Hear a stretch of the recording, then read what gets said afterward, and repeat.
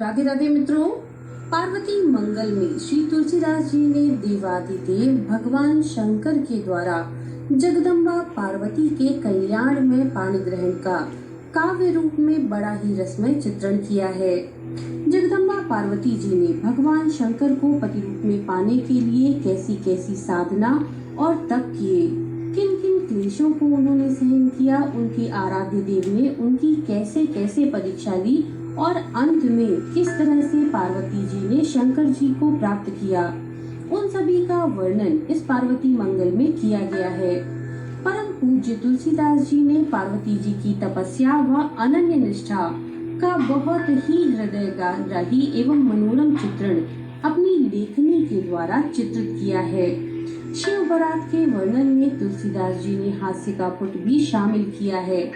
अंत में विदाई और विवाह का मार्मिक तथा रोचक वर्णन भी है। और वही पार्वती मंगल हम आपके लिए आज यहाँ पर लेकर आए हैं हिंदी में। तो चलिए शुरू करते हैं। गुरु की, कुड़ी लोगों की, पर्वतराज हिमालय की और गणेश जी की वंदना करके फिर जानकी जी की और धनुष धारण करने वाले श्री रामचंद्र जी को स्मरण कर श्री पार्वती और कैलाशपति महादेव जी के मनोहर पापनाशक अंतःकरण को पवित्र करने वाले और मुनियों के भी मन को रुचिकर लगने वाले विवाह का गान करता हूँ। मैं काव्य की शैलियों को नहीं जानता और न ही कवि कहलाता हूँ। मैं तो केवल शिव जी के चरित्र रूपी श्रेष्ठ नदी में मन को स्नान कराता हूँ और उसी श्री शंकर एवं पार्वती चरित्र का गान करके दूसरों की निंदा और वाद विवाद से मलिन हुई वाणी को पवित्र करता हूँ। जय नामक संवत के फाल्गुन मास की शुक्ला पंचमी बृहस्पतिवार को अश्विनी नक्षत्र में मैंने इस मंगल विवाह प्रसंग की रचना की है, जिसे सुनकर क्षण क्षण में सुख प्राप्त होता है। पर्वतों में शीर्ष स्थानीय गुरु की खान हिमवान पर्वत धन्य है, जिनके घर में त्रिलोकी की स्त्रियों में श्रेष्ठ मैना नाम की पत्नी थी। उनके पुण्य की किस प्रकार बड़ाई की जाए, जिनके घर में जगत के माता पार्वती ने जन्म लिया हो। जब से मंगलों की खान पार्वती जी प्रकट हुई, तभी से हिमांचल के घर में नित्य नवीन रिद्धि सिद्धियां और संपत्तियां निवास करने लगी। मुनिजन सब प्रकार के नित्य नवीन मंगल और आनंदमय उत्सव मनाते हैं। ब्रह्मादि देवता, मनुष्य एवं नाग अत्यंत प्रेम से हिमवान के सौभाग्य का वर्णन करते हैं। माता पिता और कुटुंब के लोग उन्हें निहार कर आनंदित होते हैं और उनका प्रेम से लालन पालन करते हैं। ऐसा लगता है मानो शुक्ल पक्ष में चंद्रशेखर भगवान महादेव जी के ललाट में चंद्रमा की कला को वृद्धि प्राप्त हो रही हो। कुमारी पार्वती जी को सयानी देख माता पिता चिंतित हो रहे हैं और नित्य प्रति यह अभिलाषा करते हैं कि पार्वती जी के योग्य वर मिले। एक समय नारद जी हिमवान के घर गए। उस समय पर्वत श्रेष्ठ हिमवान और मैना ने प्रसन्नता पूर्वक उनकी पूजा की। माता अर्थात मैना ने पार्वती जी को बुला करके ऋषि के चरणों में डाल दिया। मुनि नारद ने मन ही मन पार्वती जी को प्रणाम किया और वचन से आशीर्वाद दिया।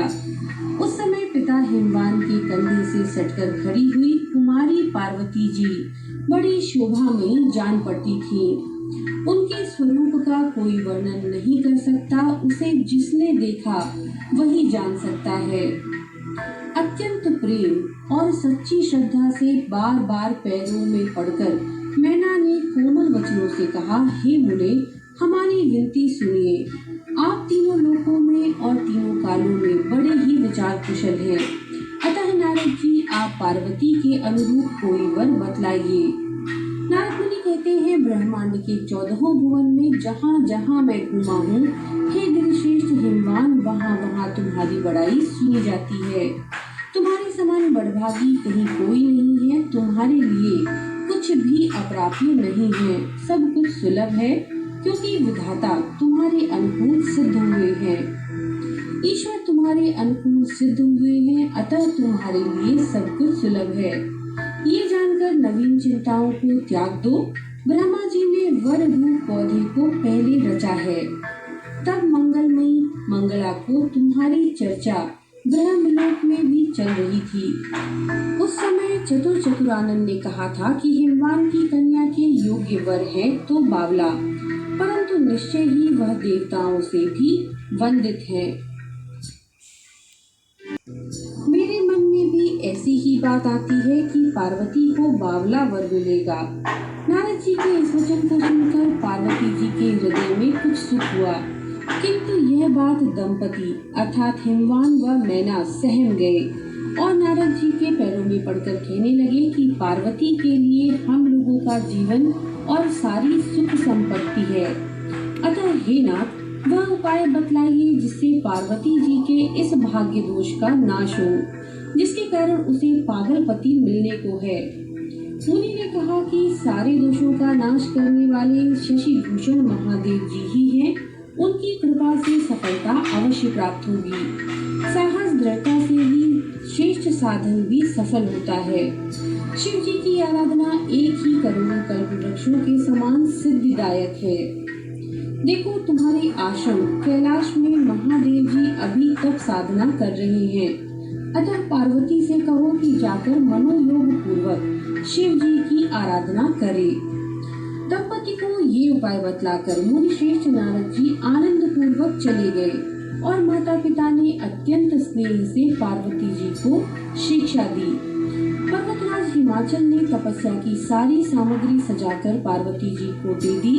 माता कहने लगी कि ईश्वर स्त्रियों को न रचे, क्योंकि इन्हें सदैव पराधीन रहना पड़ता है। माता पिता ने पार्वती जी को उपदेश दिया कि तुम शिव जी की आराधना करो और अत्यंत आदर प्रेम और भक्ति से मन को तर कर दो।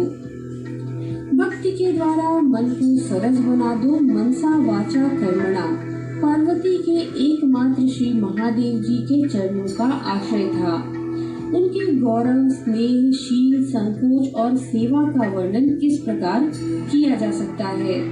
पार्वती जी के गुण, रूप और यौवन की सीमा थी, किंतु ऐसी अनुपम सुंदरी को देखकर शिव जी के मन में तनिक भी क्षोभ नहीं हुआ।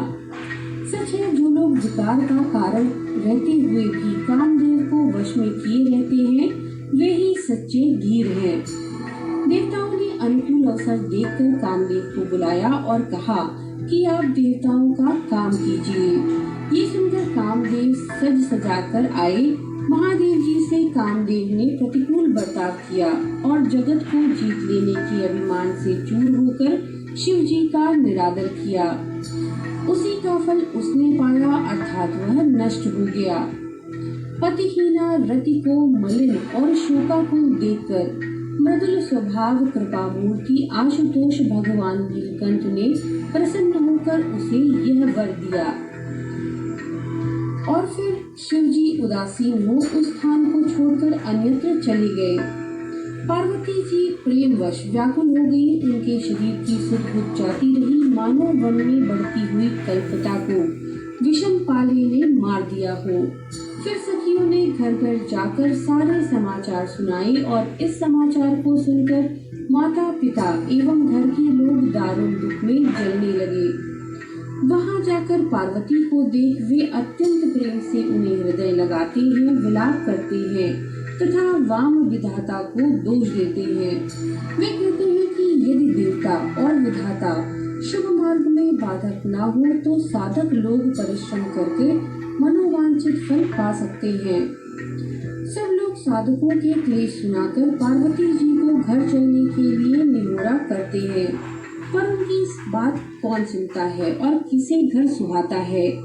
मन तो चंद्रभूषण श्री महादेव जी को चाहता है। फिर पार्वती जी सबको समझाकर सबके मन को दृढ़ कर और माता पिता की आज्ञा पा पुनः कठिन तपस्या करने लगी। उसे तुलसी गाकर कैसे कह सकते हैं। पार्वती जी की दृढ़ प्रतिज्ञा को देखकर माता पिता और परिजन लौट आए। जिनमें अनुराग पूर्वक चित्त लग जाता है वही अपना प्रिय है। उन्होंने भोगों को रोगों के समान और लोगों को सर्पों के झुंड के समान त्याग दिया। जो मुनियों को भी मन के द्वारा अगम्य था, ऐसे तप में मन लगा दिया। जिस शरीर को स्पर्श करने में वस्त्र आभूषण भी सब जाते थे, उसी शरीर से उन्होंने शिव जी के लिए बड़ी भारी तपस्या आरंभ कर दी। वे तीनों काल स्नान करती थीं और शिव जी का पूजन करती थीं। उनके प्रेम, व्रत और नियम को सज्जन साधु लोग भी सराहते थे। उनके लिए दिन रात बराबर हो गए थे। न नींद है, न भूख है, न प्यास थी। नेत्रों में आंसू भरे रहते थे। मुख से शिव नाम उच्चारण रहता था। शरीर पुलकित रहता था और हृदय में शिव जी बसे रहते थे। कभी कंदमूल फल का भोजन होता था, कभी जल और वायु पर ही निर्वाह होता था और कभी बेल के सूखे पत्ते खाकर ही दिन बिता दिए जाते थे। जब पार्वती जी ने सूखे पत्तों का भी त्याग कर दिया, तब उनका नाम अपर्णा पड़ा। उनकी नवीन, निर्मल एवं मनोरम कीर्ति से 14 भुवन भर गए। पार्वती जी का तप देखकर बहुत से मुनिवर और मुनिजन उनकी सराहना करते हैं कि ऐसा तप कभी कहीं किसी ने न देखा और न ही सुना। वे कहते हैं कि ऐसा तप किसी ने नहीं देखा। इस तप के योग्य फल क्या 4 फल अर्थात अर्थ, धर्म, काम एवं मोक्ष कभी हो सकते हैं? पर्वत राजकुमारी उमा क्या चाहती है जाना नहीं जाता, न वे कुछ कहती हैं। तब शशि शेखर श्री महादेव जी ब्रह्मचारी का वेश बनाकर उनके प्रेम, कठोर नियम, प्रतिज्ञा और दृढ़ संकल्प की परीक्षा करने चल दिए। उन्होंने मनी मन अपने को पार्वती जी के हाथों में सौंप दिया और पार्वती जी से समधुर वचन कहने लगे। उस समय पार्वती जी की दशा देखकर दयानिधान शिव जी दुखी हो गए और उनके हृदय में यह आया कि मेरा स्वभाव बड़ा ही कठोर है। यही कारण है कि मेरी प्रसन्नता के लिए साधकों को इतना तप करना पड़ता है। तब वह ब्रह्मचारी पार्वती जी के वंश की प्रशंसा करके और उनके माता पिता को सब प्रकार से योग्य कह अमृत के समान मीठे और सुखदायक वचन बोले। शिव जी ने कहा, हे देवी, मैं तुमसे कुछ विनती करता हूँ, बुरा ना मानना। मैं स्वाभाविक स्नेह से कहता हूँ, अपने जी में इसे सत्य जानना। तुमने संसार में प्रकट होकर अपने माता पिता का यश प्रसिद्ध कर दिया। तुम संसार समुद्र में स्त्रियों के बीच रत्न सदृश उत्पन्न हुई हो। मुझे ऐसा जान पड़ता है कि संसार में तुम्हारे लिए कुछ भी अप्राप्य नहीं है। यह भी सच है कि निष्काम तपस्या में क्लेश नहीं जान पड़ता, परंतु यदि तुम वर के लिए तप करती हो तो तुम्हारा यह लड़कपन है, क्योंकि यदि घर में पारसमणि मिल जाए तो क्या कोई सुमेरु पर जाएगा? हमारी समझ से तो तुम बिना प्रयोजन ही क्लेश उठाती हो। अमृत क्या रोगी को चाहता है और रत्न क्या राजा की कामना करता है? यह ब्रह्मचारी को आपके तप का कोई कारण समझ नहीं आया। यह सोचते सोचते अपने हृदय में हार गया। इस प्रकार उसके प्रिय वचन को सुनकर पार्वती ने सखी के मुख की ओर देखा। पार्वती जी ने सखी के मुख की ओर देखा, तब सखी ने उनकी अनुमति जानकर उनके तप का कारण यह बतलाया कि वे शिव जी के लिए तपस्या करती हैं। ये सुनकर ब्रह्मचारी ने हंसकर कहा कि यह तो तुम्हारी महान मूर्खता है, जिसने तुम्हें ऐसा उपदेश दिया कि जिसके कारण तुमने इतना क्लेश उठाकर बावले वर का वर्ण किया।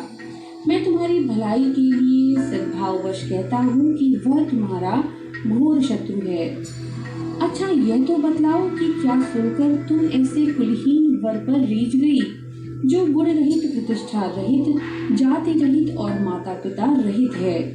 वे शिव तो भीख मांगकर खाते हैं और नित्य शमशान में चिता भस्म पर सोते हैं, नग्न होकर नाचते हैं और पिशाच पिशाचिनी इनके दर्शन किया करते हैं।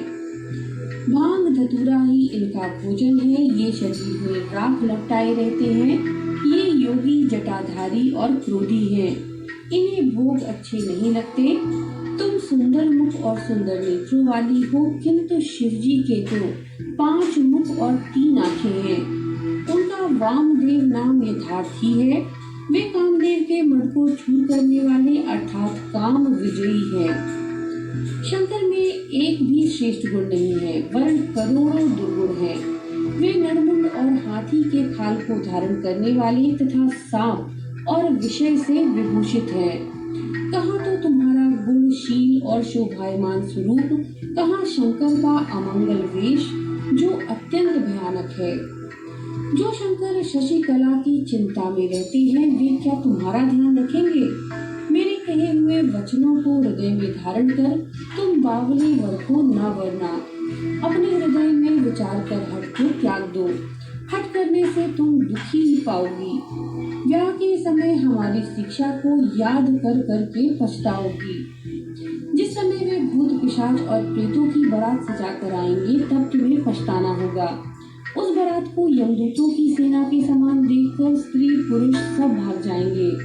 ग्रंथि बंधन के समय अत्यंत सुंदर रेशमी वस्त्र को हाथी के चर्म से जोड़ते हुए सखियां मुंह फेर कर हंसेंगी और कोई प्रकट और कोई हृदय में ही कहेंगी कि अमृत और विष को घोलकर मिलाया जा रहा है। जब तुम्हारे साथ शिवजी बैल पर सवार होंगे तब नगर के स्त्री पुरुष देखकर हंसते हुए अपने मुख छिपा लेंगे।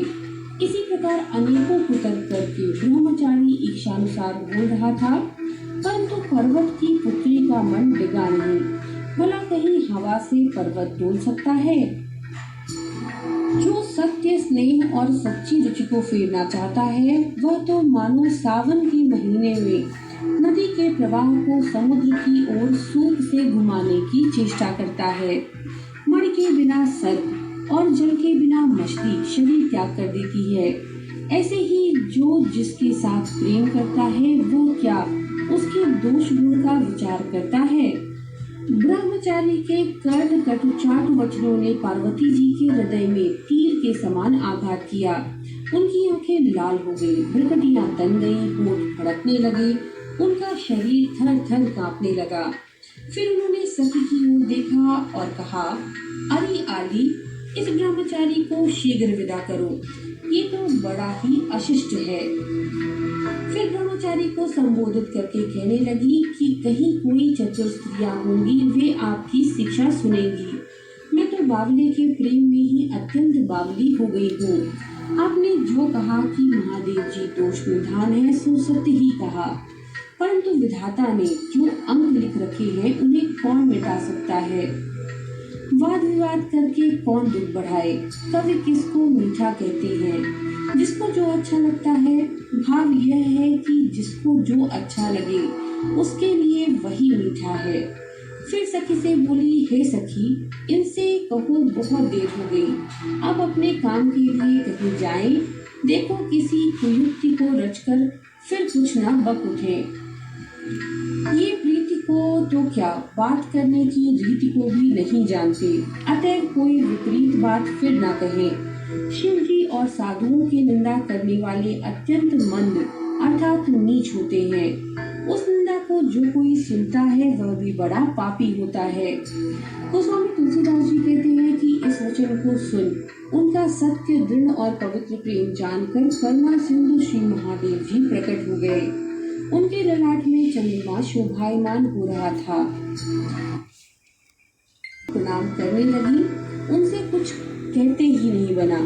वे मन ही मन विचारती हैं कि मैं स्वप्न देख रही हूँ या सचमुच सामने शिव जी का दर्शन कर रही हूँ। जिस प्रकार जन्म का दरिद्री महामणि पारस को पा जाए और उसके प्रभाव को साक्षात देखते हुए भी उसमें विश्वास न हो, उसी प्रकार यद्यपि पार्वती जी महादेव जी के नेत्रों के सामने देखती हैं तो भी उन्हें प्रतीति नहीं होती। पार्वती जी का मनोरथ सफल हो गया, इससे वे और भी सुहावनी लगती और जान पड़ती हैं और मानो खेलने के लिए वे अभी घर से उठकर आई हों। उनकी देह में तप का क्लेश और कृष्णा आदि कुछ भी लक्षित नहीं है।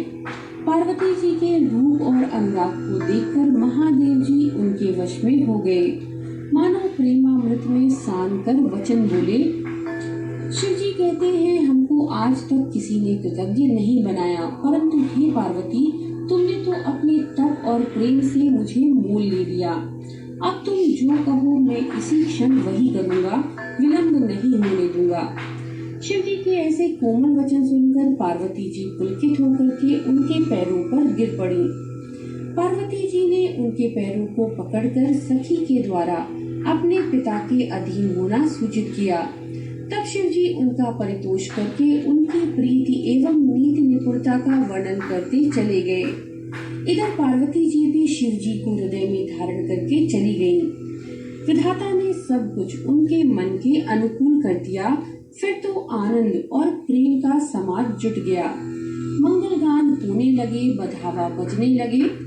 तब शिव जी ने सप्त ऋषियों अर्थात कश्यप, अत्रि, जमदग्नि, विश्वामित्र, वशिष्ठ, भरद्वाज और गौतम को स्मरण किया। उन्होंने आकर शिव जी को सर नवाया। शिव जी ने उनका सम्मान किया और उन्होंने भी शिव जी का दर्शन करके जन्म का फल पा लिया। सप्तऋषियों ने कहा कि जो लोग एक बार भी आपका स्मरण कर लेते हैं वे ही पुण्यात्माओं में श्रेष्ठ हैं। हे नाथ, हे हर, फिर जिसे आप स्मरण करें उनके समान तो वही है। मुनियों की विनय सुनकर शिव जी ने परम सुख को प्राप्त किया और उन मुनीश्वरों को सब कथा का प्रसंग सुनाया और कहा कि तुम लोग हिमाचल के घर जाओ और इसकी चर्चा चलाकर यदि जच जाए तो लग्नधरा आना। इसी अवसर पर आकाशवाणी हुई कि वशिष्ठ पत्नी अरुंधति मैना से मिलकर बात चलाएंगी। स्त्रियों का इस काम में कुशल होता है, अतः काम बन जाएगा। उमा दुल्हन है और शिव जी दुल्हा हैं। ये मुनि लोग साधक हैं, अतः यह काम अवश्य ही बन जाएगा। शिव जी और मुनियों को आकाशवाणी सुनने से आनंद हुआ। सुंदर नेत्रों वाली स्त्रियां सिर पर कलश लिए शुभ शकुन सूचित करती हैं। शिव जी ने महर्षियों को वह दिन और स्थान बताया जहां फिर मिलना हो सकता है। तब वे मुनिश्रेष्ठ आनंद होकर गिरिराज हिमवान के पास चलकर पहुँचे। जब सप्तऋषि हिमवान के घर गए तब हिमवान ने स्नेह एवं आदर पूर्वक पूछकर उनकी पहुनाई की और पत्नी एवं कन्या सहित घर की सारी सामग्री लाकर उनके आगे रख दी। तब पूजा आदि से आनंदित हो विवाह की बात चली और हिमवान को समझाकर शुभ दिन शोधन करा। प्रातः काल ही सातों ऋषि सुंदर लग्न लिखवाकर आनंद पूर्वक वहां से चले। हिमवान ने ब्राह्मणों का सम्मान करके कुल गुरु और देवताओं की पूजा की। नगाड़ों पर चोट पड़ने लगी और नगर में चारों ओर उमंग छा गई। पर्वत, वन, नदी, समुद्र और सरोवर जिन जिन के विषय में सुना उन सभी को सभी श्रेष्ठ पर्वतों के नायक हिमाचल ने न्योता भेजा। वे सबके सब सुंदर वेश बनाकर उपहार के लिए चंवर, वस्त्र, हार, मणिमय लिए हृदय में हर्षित हो चले। हिमवान ने प्रमोदित होकर कुशल कारीगरों को मंडप बनाने की आज्ञा दी। विवाहिता लड़कियां मंगल गान करने लगी। अनेक प्रकार के बंधनवार, कलश, चंवर और ध्वजा पताकाएं बनाई गईं। बाजार को रेशमी वस्त्रों से छाकर बीच बीच में फलयुक्त वृक्ष लगाए गए। पार्वती जी के नैहर का कहिए किस प्रकार वर्णन किया जाए। वहाँ तो मानो वसंत और कामदेव के राज्य की राजधानी ही थी। मानो चतुर विधाता ने कामदेव की राजधानी को और ही अलौकिक ढंग से रचा है। उसकी विचित्र रचना को देखकर नेत्र जहाँ जाते हैं वहीं ठिठक कर रह जाते हैं। इस प्रकार विवाह का साज सजाकर हिमवान बारात का रास्ता देखने लगे। गोस्वामी तुलसीदास जी कहते हैं कि मुनियों ने शिव जी को लग्न पत्रिका लेकर दी। इससे शिव जी आनंदोत्सव में मग्न हो गए। शिव जी ने तुरंत ही ब्रह्मा जी को बुलवाकर जब लग्न पत्रिका पढ़वाई तब उन्होंने कहा कि सब देवताओं को बुलवाकर विवाह के लिए चलो। ब्रह्मा जी ने जहाँ जहाँ शिव जी के गणों को धावन बनाकर भेजा। यह समाचार सुनकर देवता लोग बड़े प्रसन्न हुए और नगाड़े बजाने को कहने लगे। वे संवार कर विमानों को सजाने लगे। उस समय अच्छे अच्छे शकुन होने लगे। इस प्रकार अपने अपने साज समाज को सजाकर देवता लोग चल दिए। शिव जी के समस्त दूत और भूतगण अत्यंत आनंदित होकर गरज रहे थे और सुअर, भैंसे, कुत्ते, गधे आदि अपने अपने वाहनों को सजाते हैं। वे अनेक प्रकार से नाचते हैं और आनंद की उमंग को भी बढ़ाते हैं। बकरे, उल्लू, भेड़िए शब्द कर रहे हैं और शिव जी के गण गीत गाते हैं। उसी समय लक्ष्मीपति भगवान विष्णु और देवराज इंद्र समस्त देवताओं के साथ जहाँ ब्रह्मा जी एवं शंकर जी थे वहां आए और उन्हें देखकर अपने मन में बहुत प्रसन्न हुए। देवराज इंद्र से मधुर वचन कहकर श्री महादेव जी प्रसन्न हो श्री विष्णु भगवान से मिले और देवताओं की ओर देखकर उन्हें सम्मानित किया। इससे शिव जी को बड़ा आनंद हुआ। उस समय बहुत प्रकार से वाहन, यान और विमान शोभायमान हो रहे थे। फिर बारात चली और धड़ाधड़ नगाड़े बजने लगे। आकाश में नगाड़े बजने लगे और गाने का मधुर शब्द होने लगा। शिव जी बैल पर चढ़कर चले। देवता लोग जय जयकार करने लगे, फूल बरसाने लगे तथा शुभ सूचक अच्छे अच्छे शगुन होने लगे। गोस्वामी तुलसीदास जी कहते हैं कि महादेव जी के साथ भूत, प्रेत, पिशाच यही बाराती के रूप में शोभायमान हो रहे थे। उस समय वर को गजचर्म, सर्प और मुंडमाल से विभूषित देखकर देवता लोग और भगवान विष्णु हंसने लगे। भगवान ने देवताओं को बुलाकर कहा कि अब नगर निकट आ गया है, अतः सब लोग अपने अपने समाज को अलग अलग कर लो। इस समय भूतनाथ के साथ भूतगण शोभायमान हैं, जो अनेक प्रकार के मुख विघ्नों से विराजमान हो रहे हैं। वे कछुओं के खपड़े को खाल से मढ़कर उन्हीं को नगाड़े के रूप में बजाते हैं और मनुष्यों की खोपड़ी में जल भर भर कर पीते और पिलाते हैं। तब भगवान विष्णु ने हंसकर कहा कि दूल्हे के योग्य ही बारात बनी है। ये सुनकर शिव जी हृदय में हंसते हैं। इस प्रकार खूब क्रीड़ा कौतुक हो रहा है। मार्ग में बड़ा विनोद हो रहा है। उस समय आनंद कुछ कहने में नहीं आता। बारात बाजे बजाती हुई नगर के निकट पहुंच गई। नगर में खलबली पड़ गई और संपूर्ण हिमाचल पर्वत हृदय में आनंदित हो गया। मानो पूर्णिमा के समय चंद्रमंडल को देखकर समुद्र उमड़ गया हो। स्वागत करने वाले प्रसन्न होकर आगे गए, परंतु बारात देखकर घबरा गए। उस समय उनसे न तो रहते बनता और न ही भागते। हाथी घोड़ा भाग चले, वे लौटाने से भी नहीं लौटते। बालक भी घबराहट के मारे भटक गए। वे घर खोजते फिरते हैं। अगवानों ने बारातियों को जन्मासा दिया और सब प्रकार के सुपास की व्यवस्था कर दी। तब सब बालक घर घर पहुंचकर कहने लगे, प्रेत, बेताल, भयंकर भूत बाराती हैं तथा बावला वर बैल पर सवार है। इस प्रकार सभी बालक दूल्हे के योग्य ही बना है, अर्थात सारा सार समाज ही विपरीत है। हम सत्य कहते हैं, ईश्वर कुशल करे, जो जीते बच गए तो करोड़ों ब्याह दिखेंगे। इस समाचार को सुनकर मैना के मन में बड़ा सोच हुआ। वे कहने लगी कि नारद के उपदेश से कौन सा घर नष्ट नहीं हुआ। नारद जी को कहते तो परम परोपकारी हैं, परंतु ये घर को नष्ट करने वाले, धूर्त और कलह प्रिय। सप्तऋषियों ने विवाह संबंधी बातचीत भी वैसी ही की। वे भी पूरे स्वार्थ साधक निकले। इस प्रकार माता मैना पार्वती जी को हृदय से लगाकर अनेक प्रकार की कल्पनाएं करने लगी और अत्यंत दुख मानने लगी। तब हिमवान ने कहा कि शिव जी की महिमा अगम्य है, उसे वेद भी नहीं जानते। हिमवान के वचन सुनकर मैना का मन कुछ स्वस्थ हुआ, अर्थात उनके मन में सांत्वना हुई। उस समय जहाँ तहाँ बाजार, चौक और गलियों में बारात की ही चर्चा हो रही थी। उसे सुन सुनकर लक्ष्मीपति भगवान विष्णु, देवराज इंद्र तथा अन्य देवता लोग कमल के समान हाथों को जोड़कर अर्थात मुखमंडल को हाथों से ढककर बार बार मुंह फेरकर हंसते थे। तब श्री महादेव जी ने लौकिक गति को देखते हुए उस समय बड़ा कोलाहल जान 100 करोड़ कामदेवों से भी अधिक सुंदर और मनोहर हो गए। उनका नीलचल नीलांबर हो गया और जितने सर्प थे वे मन में आभूषण हो गए। उस समय ऐसा जान पड़ता था मानो उनके रोम रोम पर सुंदर रूप में सूर्य प्रकाशित हो रहे हो। शिव जी के गणों का वेश भी मंगलमय हो गया और वे अपने सौंदर्य से कामदेव के भी मन को मोहने लगे। ये सुनकर सभी स्त्री पुरुष हृदय में आनंदित हो उन्हें देखने के लिए चले।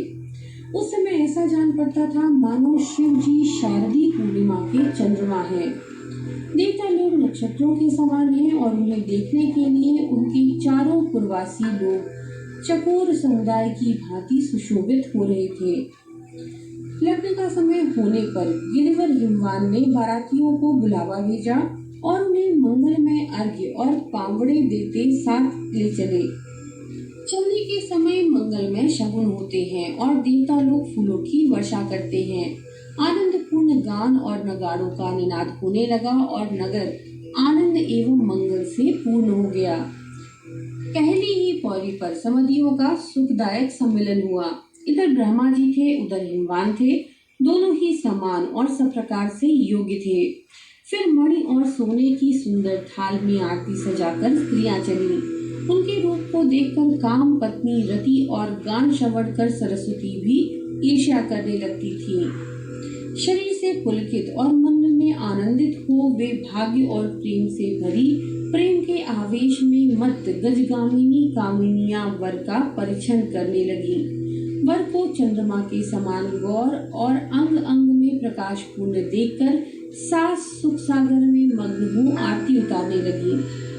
सास ने सुख सिंधु में मगन होकर आरती उतारी, फिर निछावर करके वर की ओर देखकर मार्ग में अर्घ्य और पावड़े देती फूल से लदे हुए वर को आनंद पूर्वक मंडप में ले चली। हिमवान ने सभी देवताओं का सम्मान करके उन्हें उचित आसन दिया। उस समय जो कुछ साज समाज था वह सब सुंदर मंडल में लाकर रख दिया। वर को अर्घ्य देकर मणिजड़ित सिंहासन पर बिठाया गया और फिर पूजा करके मधुकर खिलाने की रीति पूरी कर ली गई। फिर आचमन कराया गया। तत्पश्चात ब्रह्मा ने सप्तऋषियों से कहा, विलंब ना करो, लग्न का समय हो गया है, शीघ्र ही सारी विधियां संपन्न करो। तब अग्नि स्थापना करके दूल्हे अर्थात श्री शिव जी को वस्त्र पहनाया गया और कहा गया, शीघ्र ही दुल्हन को लाओ, अब समय आ गया है। उस समय सखियों और ब्याही हुई अन्य लड़कियों के साथ पार्वती जी अत्यंत सुशोभित थी, मानो सौंदर्य मूर्ति प्रकट होकर जगत को मोह रही हो। समय के अनुकूल वस्त्र और आभूषणों की खूब शोभा हो रही थी, मानो शोभा की नवीन लतिका रूप में फलों से लदी हुई है। कहो पार्वती जी के गुणों एवं रूप की तुलना किससे की जाए? समुद्र को किस प्रकार तालाब और कुएं के बराबर बतलाया जाए? पार्वती जी को आते देखकर देवता लोग सर नवाते हैं और अपना जन्म कृतार्थ हुआ जानकर सुखी होते हैं। ब्राह्मण लोग आशीर्वाद दे देकर वेद की ध्वनि कर रहे हैं और समय समय पर गान एवं नगाड़ों की ध्वनि तथा फूलों की वर्षा हो रही है। सब लोग दूल्हा दुल्हन को देखकर मन ही मन प्रफुल्लित होते हैं। शंखोच्चार के समय सब देवता और मुनि लोग हंसने लगे। फिर पर्वतराज हिमवान ने सब प्रकार के लौकिक वैदिक विधियों को करके हाथ में जल और कुश लिया तथा कन्यादान का संकल्प कर लिया। कुल गुरु और कुल देवताओं का पूजन किया गया। फिर उस शुभ घड़ी में कलश और शिला का पूजन किया गया। तत्पश्चात लावा विधान, जिसमें कन्या का भाई कन्या की गोद में धान का लावा भरता है, और होम विधान होकर फिर भंवरे पड़ी। इसके अनंतर वधु की मांग में सिंदूर भरने की रीति का ग्रंथि बंधन हुआ और फिर ध्रुव का दर्शन किया गया। तब सब लोग कहने लगे कि विवाह संपन्न हो गया और हम लोगों ने जन्म लेने का फल अपनी आंखों से देख लिया। इस प्रकार सभी ने अपना जन्म फल देखा, विवाह हो गया, दसों दिशाओं में आनंद उमड़ पड़ा। गोस्वामी तुलसीदास जी कहते हैं कि नगाड़ों के घोष, गान की ध्वनि, फूलों की वर्षा से वह रात्रि सुहावनी हो गई। पर्वतराज हिमवान ने वस्त्र, मणियां, गौ, धन, हाथी, घोड़े, दास दासियां, जो कुछ भी गिरजा को प्रिय थे, सभी प्रेम पूर्वक दहेज में दे दिया। फिर बराती लोग तो जनवासे को चले गए और दूल्हा दुल्हन कोहबर में गए। उस समय मैना ने उनका द्वार रोककर कौतुक किया और शिव पार्वती ने लह कौरी की रीति करके उसे बड़ा सुख दिया। जुआ खेलते समय सब स्त्रियां हिमाचल पत्नी मैना को गाली गाती हैं। शिव जी अपनी ओर देखकर विशेष आनंदित होते हैं कि हमारे तो माता है ही नहीं, गाली किसको देंगी। सखियों, सुहासिनियों और सास सभी ने सब प्रकार सुख प्राप्त किया। फिर सब मंगलों के निधाता दूल्हा श्री महादेव जी को जन्मासे को लेकर के चल दिए। तदनंतर सब देवताओं को बुलाकर जयनाद हुआ। धर्म और पृथ्वी को धारण करने वाले गिरिराज ने सबको बिठाया, सुअर परोसने लगा और देवता लोग जीने लगे। उस समय सुंदर स्त्रियां गाली गाने लगी और मन को आनंद में डुबोने लगी। बूढ़े लोग शहनाइयों पर सुमंगल गान करने लगे। विष्णु भगवान और ब्रह्मा जी अपने भाई सजातीय समस्त देवताओं के साथ भोजन करके चले। पर्वतराज हिमवान ने प्रातःकाल होते ही विदा का सामान तैयार किया और देवता लोग रथों को सजाकर नगाड़े बजाते हुए चल दिए। सभी देवताओं का सम्मान करके उन्हें पहिरावनी दी और उनकी विनय एवं स्नेह से सुहावनी बड़ाई की। फिर सास ने शिव जी के चरणों को पकड़कर कहा, हमारी एक विनीत प्रार्थना है, पार्वती मेरे जीवन की मूल है, ऐसा जानिए। वे एक बार मिलकर विदा कर देती हैं और फिर मिलकर पहुंचाने जाती हैं, मानो हाल की बियाई हुई गाय हुंकार भर भर कर दौड़ी हो। पार्वती जी माता के मुख को देखकर नेत्रों से जल बहा रही हैं। सखियां संसार में स्त्री का जन्म ही वृथा है, यो कहकर सोच करती हैं। गिरिराज हिमवान पुत्र और परिजनों सहित पार्वती जी से मिलकर और उन्हें बहुत प्रकार से समझा बुझाकर दुखी मन से लौटे। फिर शिव जी पार्वती जी के सहित कैलाश गए और देवता लोग प्रणाम करके अपने अपने स्थान को चले गए। पार्वती जी और शिव जी के विवाह के आनंद से सारा भुवन भर गया। विधाता ने सबके संपूर्ण मनोरथों को पूरा कर दिया। प्रेम पूर्वक रेशम के रेशमी तागे में कवि की बुद्धि रूपी मृगनयनी कामिनी ने यह श्री पार्वती और शंकर के गुण गण रूपी मणियों से मंगलमय हार गूंथा। कवि की बुद्धि रूपी मृगनयनी चंद्रवदनी स्त्री ने मणियों के इस मंगलहार को रचा है। इसे भक्तों की बुद्धि रूपी स्त्रियां तीनों लोकों की शोभा का सार समझकर धारण करें। जो लोग विवाहोत्सवादि मंगल कृत्यों के समय इसका प्रेम सहित गान करेंगे, श्री गोस्वामी जी कहते हैं कि वे शिव और पार्वती जी के प्रसाद से मन को प्रिय लगने वाले आनंद को प्राप्त करेंगे। तो मित्रों, ये था पार्वती मंगल स्तोत्र का हिंदी अर्थ। नमो नारायण।